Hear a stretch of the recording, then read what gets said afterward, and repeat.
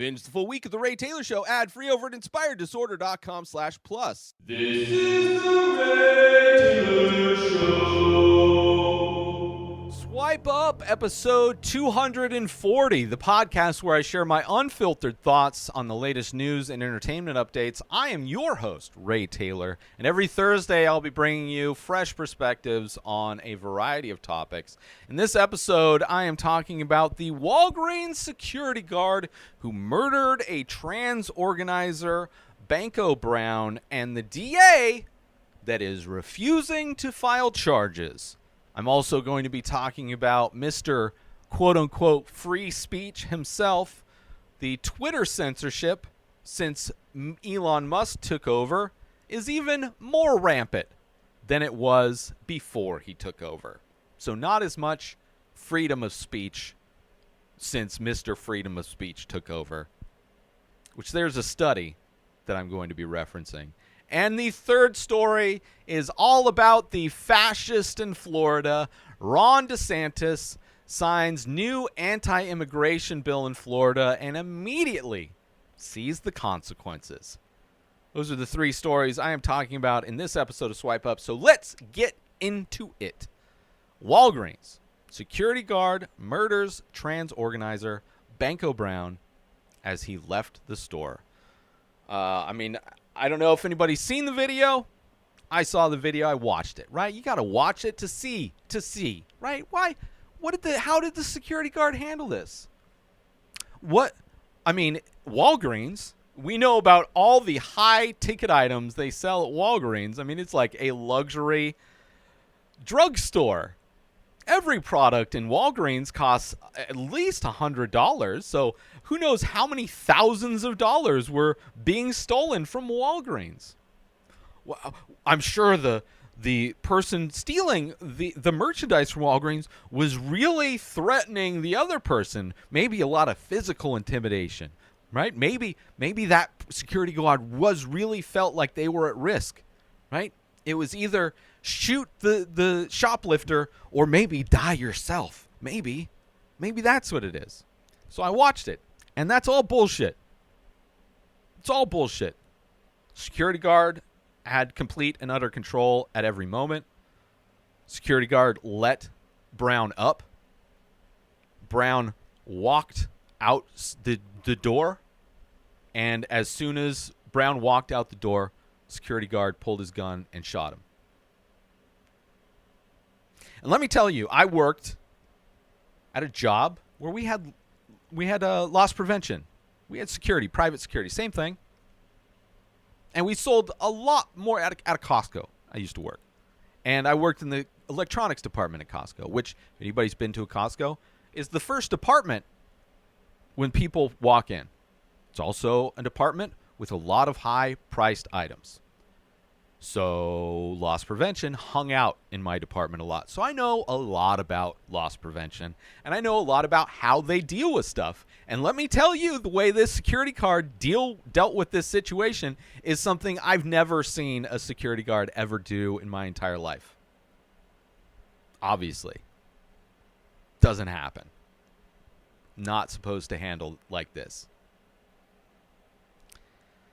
The video captures the guard tackling, punching, and ultimately shooting Brown as he leaves the store. The surveillance footage released by the district attorney's office does not have sound and shows the guard blocking Brown from leaving the store, engaging in a physical altercation with him, and ultimately shooting him in the chest as he steps out onto the busy street. The district attorney's office announced that no charges will be filed against the guard, deeming the shooting was as reasonable, quote-unquote, reasonable, which has sparked outrage and protests in the community, obviously. The security guard's excuse was that Brown said he was going to stab him. Of course, the video has no audio, so you can't corroborate that. The only thing protecting the security guard is self-defense. Right? That's the only basis for it. And it's his word. Because the only other person involved in that altercation is no longer alive.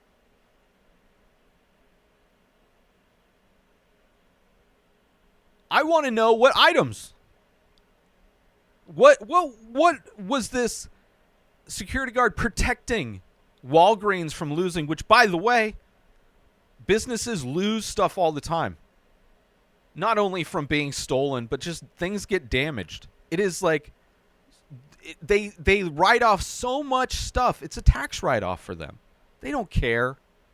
Unless it's like, I think it has to be over $500, then you can charge them with the crime. But generally, loss prevention is just trying to get the merchandise back. That's it. But you don't see them tackling them. In many cases, they're not allowed to. I mean, it depends on the store, the city. There's a lot of... So maybe in San Francisco, maybe Walgreens, they don't care. They allow them to do that. But they wouldn't have allowed loss prevention to do that. Generally, loss prevention has to wait for the person to exit the building before you can even consider what they're doing stolen. Because walking around inside a store with merchandise isn't shoplifting. It's only after you leave the store. But another thing loss prevention guys know, they know the homeless people in the area. They know the regulars that come to the store. And Banko Brown, homeless, probably lives in that area.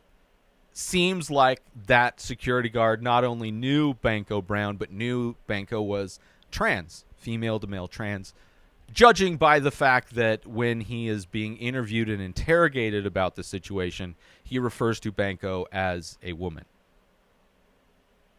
So probably, if I had to guess, no proof of this, but wouldn't surprise me considering the reaction to it, I would imagine the security guard believes in the right-wing propaganda and is very transphobic and didn't value Brown's life.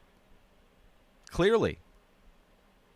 So, a community of people, not only the trans community, but also the homeless community, which so many conservatives seem to not really deem their life as valuable whatsoever. If given the opportunity, I would place a large amount of money on conservatives, if given the opportunity to exterminate homeless people, to exterminate trans people, to exterminate anybody that doesn't fit into whatever categories they deem to be quote-unquote normal. Whatever doesn't fit into their religious standards of existence. Would not be surprised. Put my money on it. Would not be surprised if the security guard believed in very similar values to many other Republicans.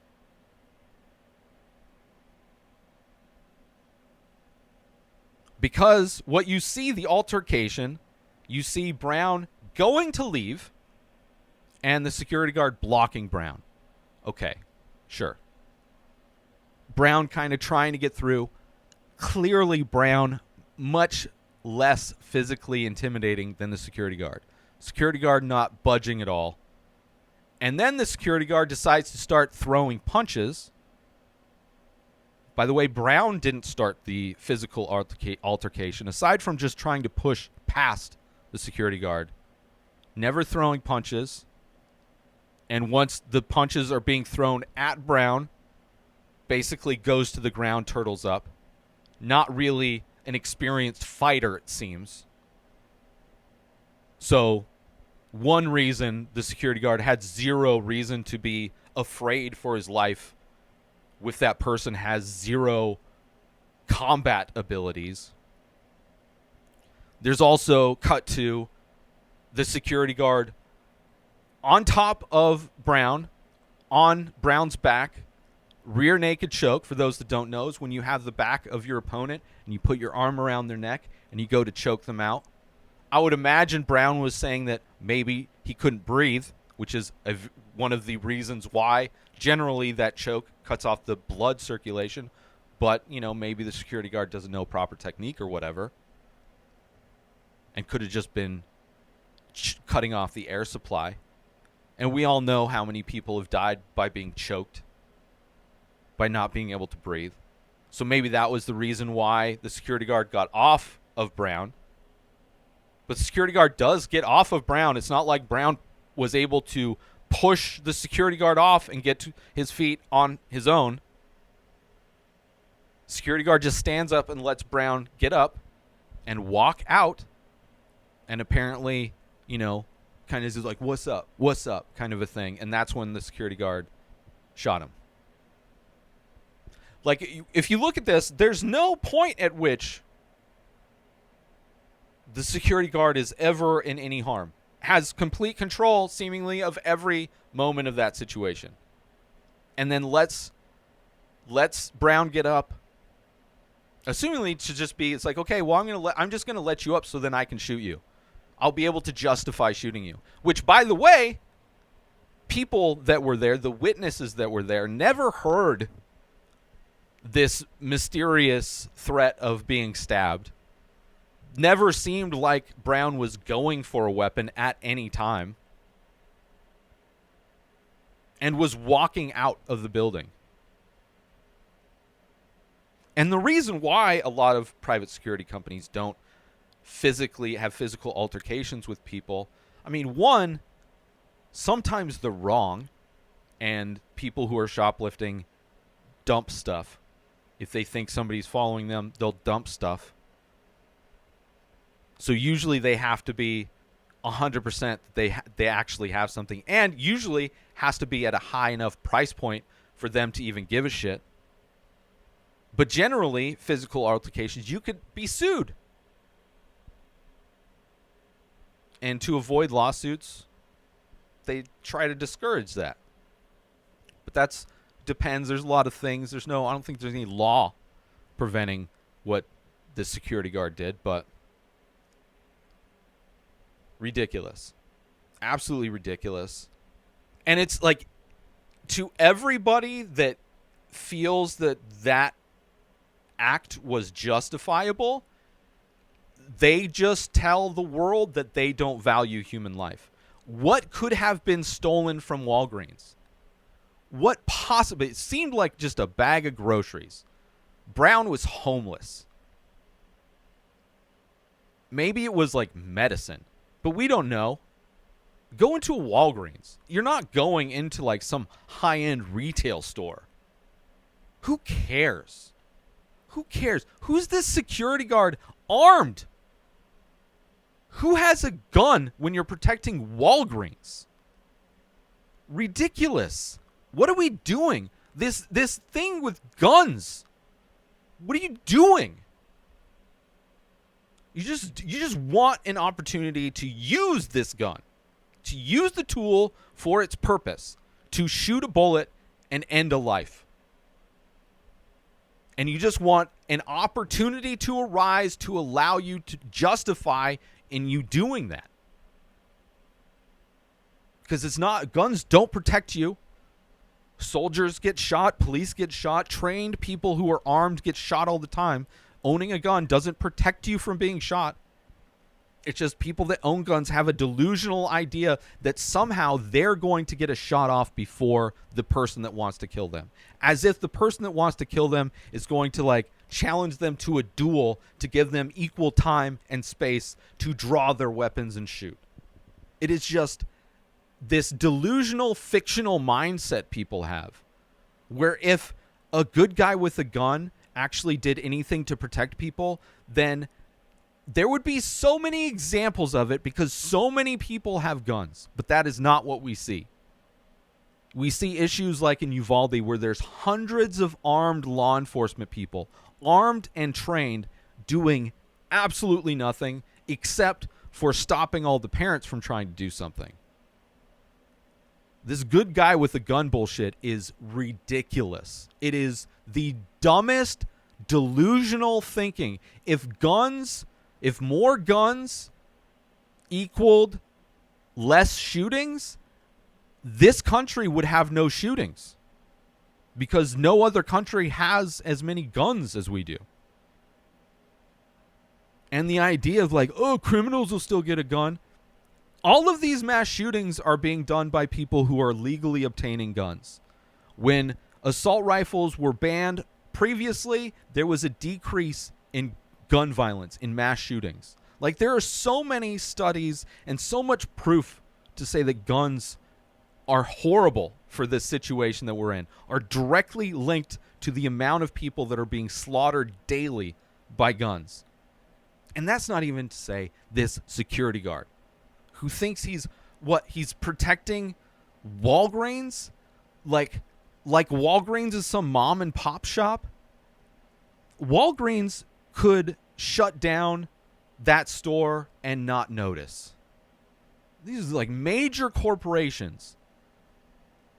You think that entire store could be looted and Walgreens is still going to turn a profit? It's just this idea in this country that we protect property and value property more than human life.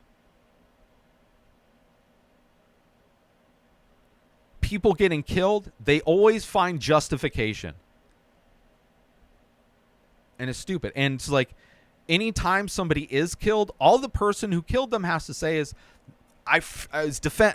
self-defense, I feared for my life.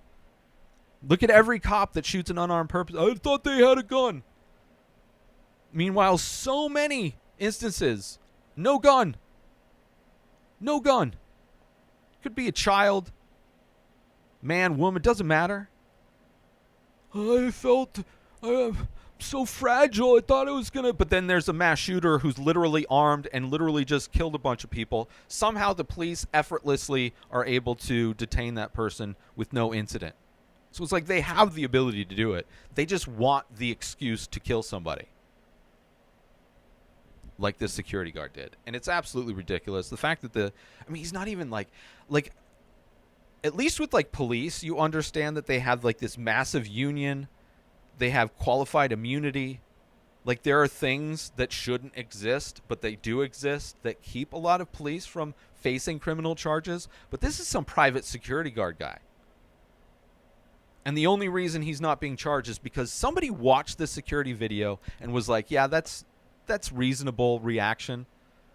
We should really just shoot people that are trying to steal groceries. We should really end the lives of homeless people that are trying to steal groceries. Because that's where our priority should be in this country. It's absolutely insane. Anyway. Bunch of stuff. Ridiculous. Source for that, theguardian.com.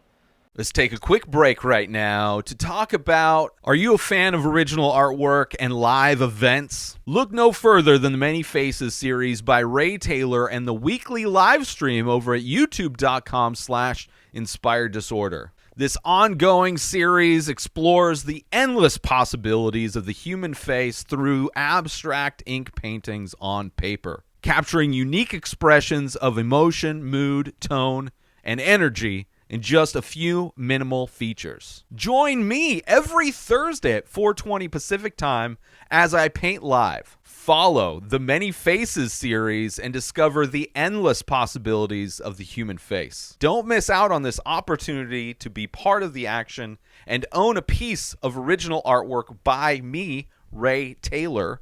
Head to youtube.com/inspired disorder every Thursday to catch the live stream, and visit inspireddisorder.com to browse and purchase the Many Faces artwork. And now, let's get back to the show. Let's move on. Second story. Mr. Free Speech himself. Twitter censorship more rampant under Elon Musk. Study conducted by MRC Free Speech America, which is a conservative group, by the way. So this is a conservative group, did a study, and found Elon Musk to be censoring more accounts than previous ownership of Twitter. So for all the conservatives out there that want to defend Elon Musk, this is your group. Now, how they decide to define these findings of why their explanation of why there's more censorship is because the same kind of woke that Twitter is, there's rebellious employees within Twitter that are doing it, which is stupid, which I'll get into that. This Media Research Center, which is a conservative media watchdog, the study claims that Twitter censorship has risen under Elon Musk's leadership compared to the previous regime. The MCR Free Speech America documented 293 cases of censorship between November 4th of 2022 and March 4th of 2023, which is 67 more cases than the 226 cases documented during the same period the year before. The severity of censorship has allegedly increased as well. In 84% of the documented cases under Musk's leadership, Twitter locked users' accounts, requiring them to delete content to regain their accounts. In contrast to the previous regime, had locked accounts in only 60% of the cases, so 60% up to 84% of the cases.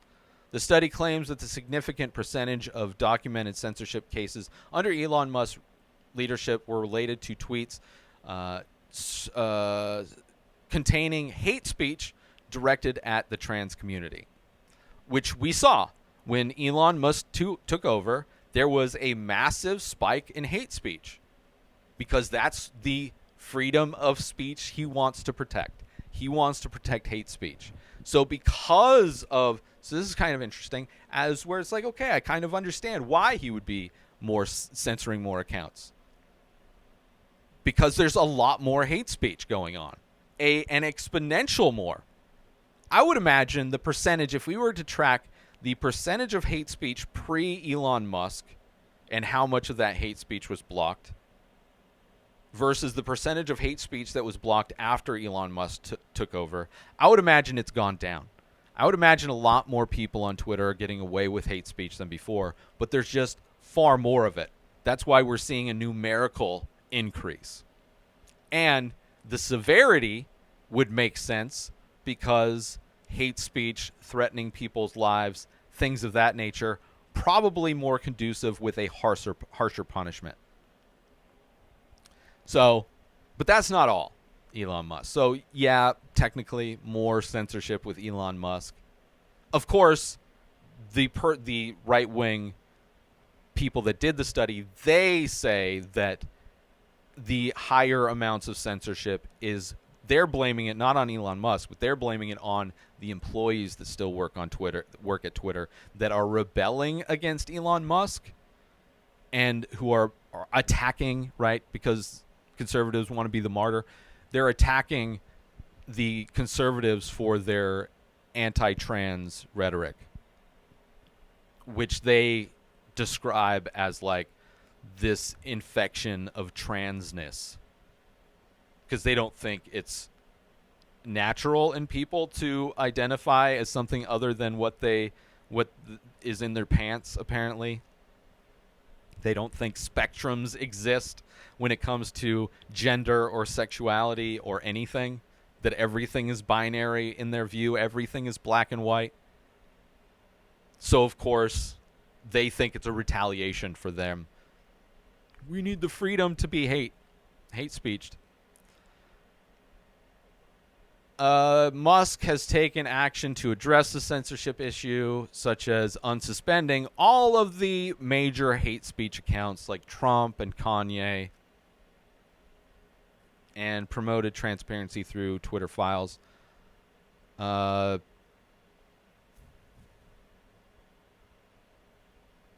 Twitter restricted access to certain content. So also, there's a more serious type of censorship that Elon Musk is doing. So technically more censorship in the U.S. because an exponential amount of hate speech in the U.S. because he took over. But there is serious censorship that Musk is doing in other countries like Turkey, where he's siding with authoritarian leaders in order to censor any kind of information. He's done this, just made a deal with Turkey, but he's also done this in like India. And this move with Twitter has raised concerns about freedom of speech, democracy, and fair elections. Musk has been willing to comply with requests from foreign governments and to crack down on users that they oppose. Under Musk's leadership, Twitter has reportedly approved censorship in orders of higher rate, particularly in countries like Turkey and India. Musk's willingness to comply with government requests may be motivated by the importance of these markets for Twitter's operation. Obviously, India, massive population of people. They banned TikTok, so Twitter is one of the few that still exist. So they are playing ball because Musk is desperate to save this garbage fire that is Twitter. So he's willing to bow down to whatever authoritarians want to silence any kind of dissenters. So interesting that, like, yeah, technically, I mean, in America, censorship on the rise, or there's more of it because there's exponentially more. I would imagine far less hate speech is being censored than previously, because there's so much. But as far as other countries, Musk has zero problem allowing governments to dictate what can and what can't be posted on Twitter. And I'm sure if a Republican gets in office in the United States, he will 100%. That's why they want to block TikTok in the United States, is because they know Facebook and Twitter will do whatever they want. So if somebody like Trump wants to be the first American dictator, Twitter and Facebook will gladly help him spread whatever propaganda and misinformation he wants. So interesting that it's interesting that a conservative research group found that there was more censorship since Musk. They were willing to admit Musk is censoring people. But their explanation for it, because it's their people that are spreading hate speech against one of the smallest minorities in the group, the transgender community, they think they're the ones that are being attacked. They're the martyrs. And I would imagine the majority of those accounts are burner accounts anyway, because they tend to hide behind burner accounts because they know they're saying the worst kinds of shit. Like, I just got my life threatened the other day on TikTok from a burner account that's stalking some woman. The only account this person follows is some woman, so I don't know what they're stalking that woman for, but didn't like the fact that I talked about Trump in the way I did in the last swipe up. Anyway, the sources for this story, censortrack.org and slate.com. Let's take a quick break from this episode to talk about Attention all Ray Taylor Show fans! We're excited to announce we've just released a line of exclusive merchandise featuring original artwork inspired by the show. Our high-quality shirts and biodegradable phone cases are a perfect way to show your support for the show and make a great gift for any fan. Plus, with each purchase, you'll be helping us continue to bring you great content. So don't wait. Head on over to inspireddisorder.com now and check out the full collection. Thanks for listening, and we hope you'll show your support by grabbing some Ray Taylor Show merchandise today. And now, let's get back to the show. Moving on to the third and final story. Florida immediately sees the consequences of the new anti-immigration law.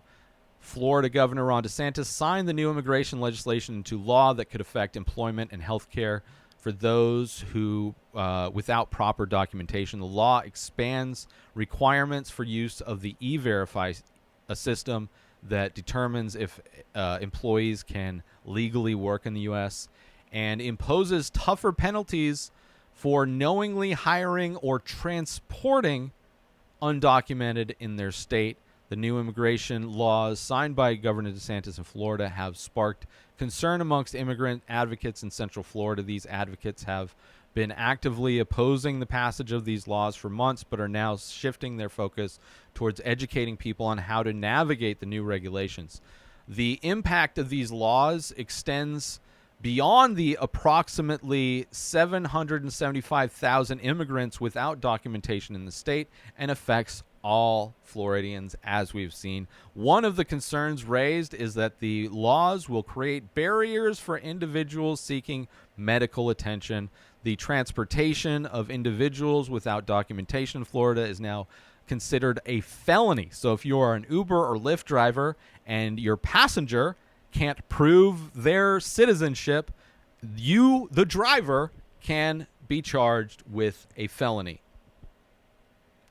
Hospitals are required to collect immigration status from patients. So if you're sick and you have melanin in your skin, make sure you have your documentation. It doesn't matter if your parents, if you've lived in this country for generations.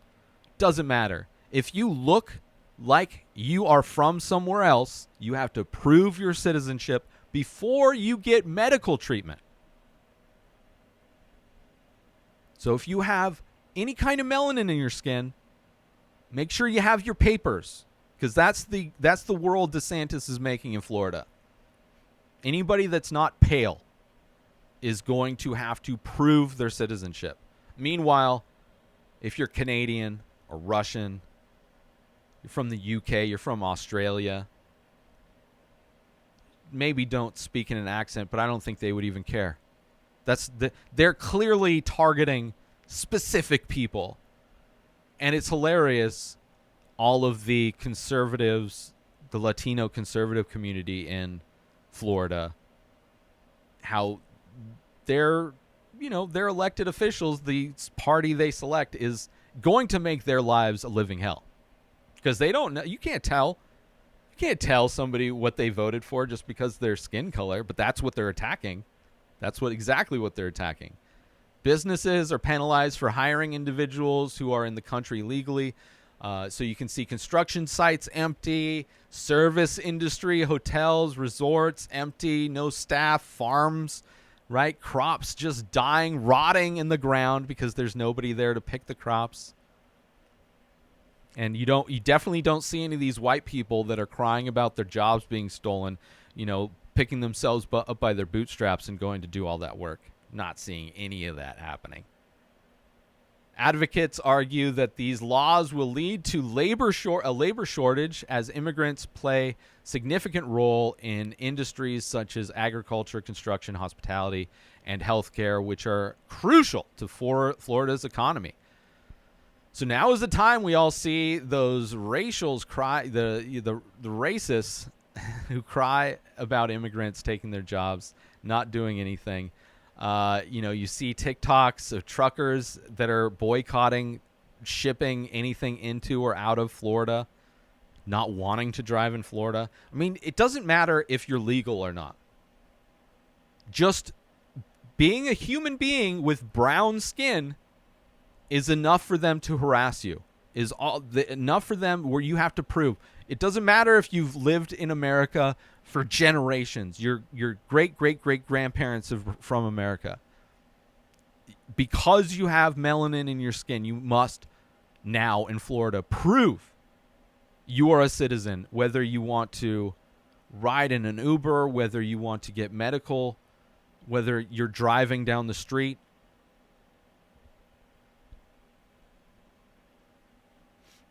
DeSantis thinks this will save the taxpayer money, but in reality, it will crush the economy. It will kill tourism. And he's still in a fight with Disney, too, who just shut down massive development. Like, anybody that thinks Ron DeSantis is a good politician is doing what's best for society. Anybody that thinks Ron DeSantis is a reasonable choice for president, Joe Rogan, fascist Joe Rogan, you're insane. You're insane.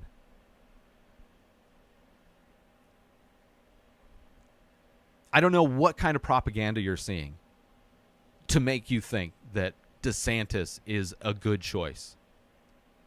But it's clearly not working out well for him. And I would say there's an independent movie called A Day Without a Mexican, a satirical comedy, drama, film, released in 2004. The film explores the